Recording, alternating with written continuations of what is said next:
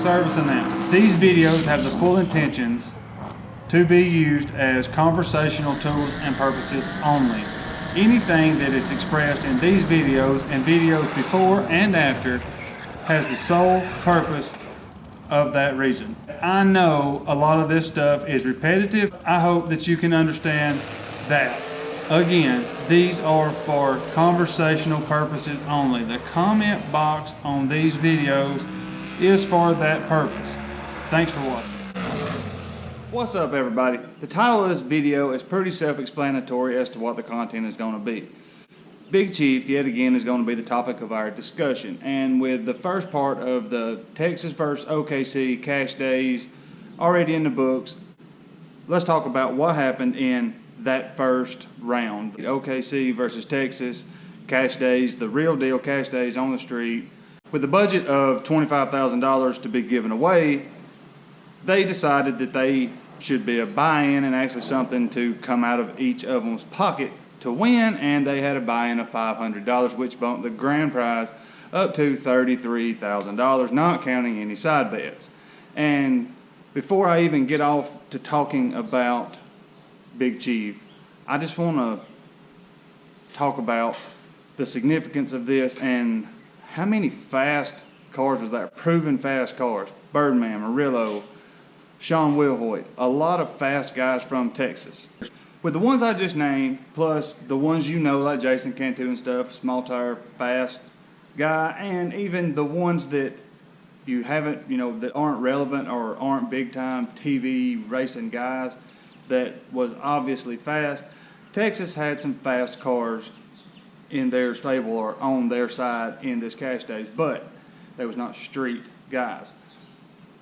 I out of the ones that was there, the group, the 8 from Texas, the ones that are relevant, I don't know which one of those 3 that I would say is the most street. Birdman, Wilhoit, or Murillo. I don't know. I would probably say Sean Wilhoit is the most street of them, but the reason I'm saying all this is the 405, and I'm talking about the original Street Outlaws cast. They have always claimed to be street. Now, yes, they are no prep now, but they have always claimed to be street. And Big Chief, number 1 on the list, more than anybody, the race master, the host of the show, is probably, and he showed it in this episode, the most street of them all. He read the street, put a tune in it, and rocked A to B perfect. He proved why he is number 1 on the street.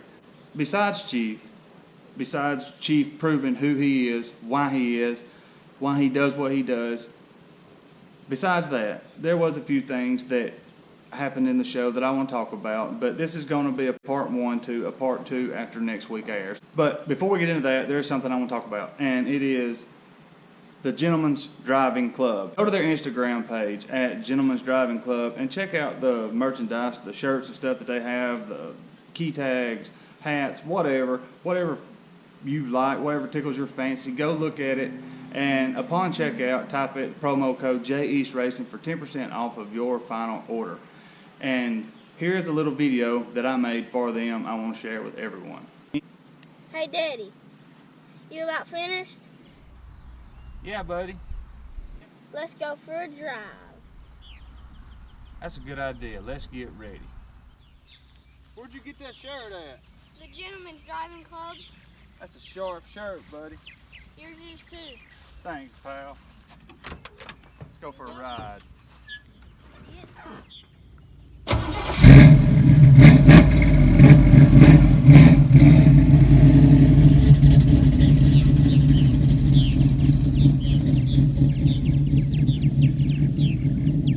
So there we go, folks. I hope you enjoyed my little video and going for a ride in the 68. I have teamed up with Gentleman's Driving Club, and it is a apparel lifestyle brand that is for car enthusiasts and people who actually love to get out and drive their vehicles.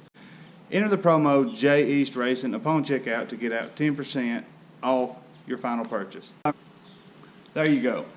Gentleman's Driving Club on Instagram. Go check them out. And it was just a little video that I decided to make. I wanted to have a little fun with the 68. We're going to do a little stuff to it here pretty soon because while I was driving to end that video, I had a lot of shots that I made, and I went through the gears a lot. And you got to remember, this thing is Muncie 4-speed, which is low geared, 411s, which is low geared, and about 60, 70 mile an hour in fourth gear, it is screaming. But when you let off the gas, it wants to pop out of fourth. So we're gonna have to do a little adjusting on that to keep that from happening. But I always love getting in this car, riding around, air conditioning, rides good, drives good, got a good sound, turns heads, and it's just a fun ride, all around fun ride. But with that being behind us, let's go back to cash days. And with the Chief spiel being behind us, I do want to bring up once again the amount of fast guys that Texas had with them. You know, like I said, Murillo, Birdman, Will Hoyt, that is proven fast race cars on a no prep. Or, you know, Murillo, 16-time world champion in a race car, in the same car, in La Fonda, and couldn't get to go down the street. They are not street racers at that caliber. 10 years ago, 5 years ago, yes, they could compete because it wasn't so much power trying to be put down on a bare road. And they was just not ready. They talked a lot of smack, talked about how fast they was and how they was going to dominate, and they lost every race except for one, which was a technicality. Doc's car spraying fuel, he couldn't race, so Shake and Bake won. Well, Shake and Bake got a free ride into the second round anyway. And the only one that really truly lost was Monza, and he raced Jason Cantu in his S10, which we have seen on all the rounds. Memphis, No Prep Kings, the original Street Outlaws. He has been around and is a pretty good driver. I mean, a small tire truck, but he's getting it done, obviously. He run out of Monza's life and did cross the center, which caused him to lose, but he won. He won that race. His car was faster on that given night on that road than Monza, without a doubt.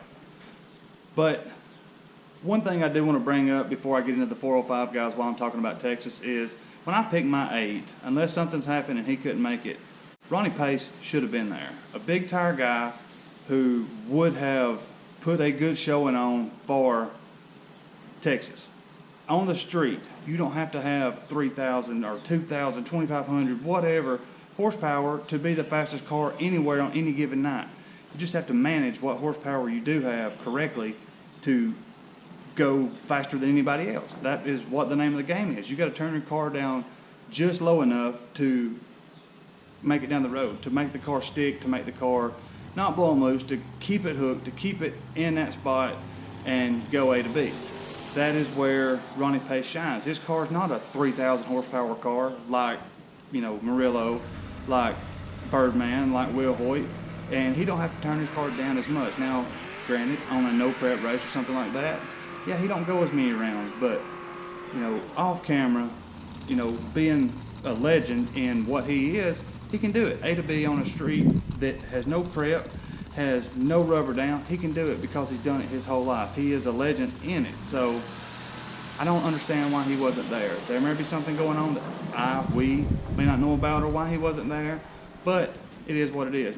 Now, there was a car who I want to say it was Sean raced. I could be wrong about that, but it was a naturally aspirated car. It was a 60 or first generation Camaro. I think it was 69 Camaro, and naturally aspirated. Now, just because something is naturally aspirated doesn't mean it isn't a very high horsepower car. It just means it has no power adders on it. And a car like that on a road like that, I would think, had the better advantage over anyone else. There's nothing external that is going to pour power to it and blow the tires off. But he, like everyone else from Texas, blew the tires off, and 405 made a pass and won. Now, Murder Nova has a lot of door issues, apparently, with the new car. He blew the door off again, and he turboed him right there at the very end. You know, if the track would have been 15 foot shorter, he would have lost. But it wasn't, and he won. But the 405 is unbeatable on a road like that. They just are. That's just all there is to it. And I guess you're going to have to wait till Monday to see who the winner is. Last cash days, it wasn't very hard to find out who the winner was before the race happened. This one, it was a little harder to find out. There was a lot less people there, a lot less people to get it out, and the winner has not been publicly announced like it has in the last one. And I'm not going to spoil it for anybody right here, right now. But I'm ending this one right here. This video was way longer than I intended on it to be. Anything you want me to know, say, do, or have, email addresses across the screen. Giveaway is still going. It has not ended. P.O. box is also on the screen. I'm considering closing the P.O. box, so get your stuff in right now if you want to be entered for the 50 bucks.